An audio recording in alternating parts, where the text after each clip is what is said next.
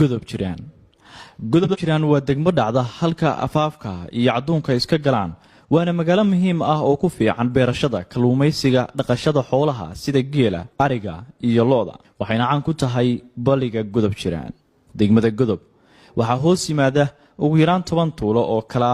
godbo suubaan wargaduud weelaliq dhoobacantuug godob caduun jiifle dhinowda gaalood iyo doomaariyo kuwaas oo afar ka mid ah ay ku taal xeebta badweynta Hindiya halka lixda kalena ay ku yaaleen dhulka ka baxsan xeebta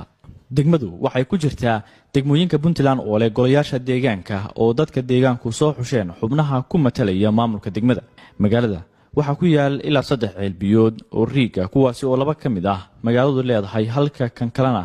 gaar loo leeyahay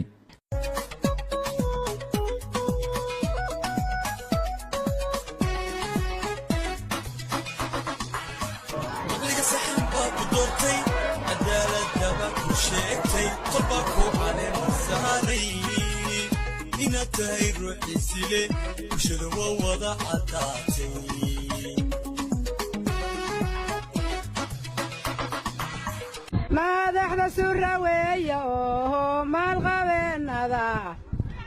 muulka cabdalooho dhanbaaha jooga madasha culus oo waa mutaystehenabaaha doonka magaca dheer waxaan leeyahay midnimada aynu ka wada shaqayno oo ogayna wada shaqayno waxa weeye dhaqan iyo dhalasho inta aynu wada shaqayno insha Allah bidnillaahi alkariim waxa la yiri nina tolaan ismaqal lahayn nin xukuumada la yiri tiraanyadiisu kama hadha la yiri tafaan dhalay nin dhaqdana waxa la tiraanyadiisu kama hadho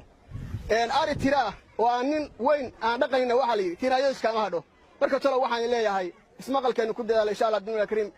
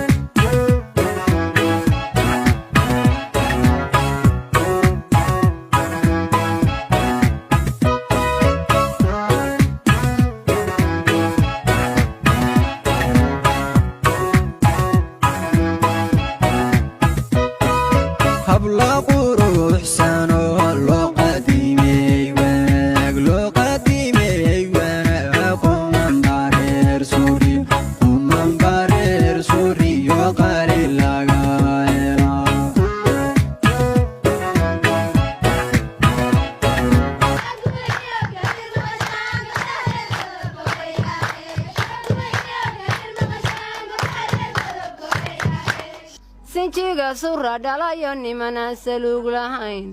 bulshada sura dhalayo boqortooyadii cabdalle cadcadka food caddana caalankooda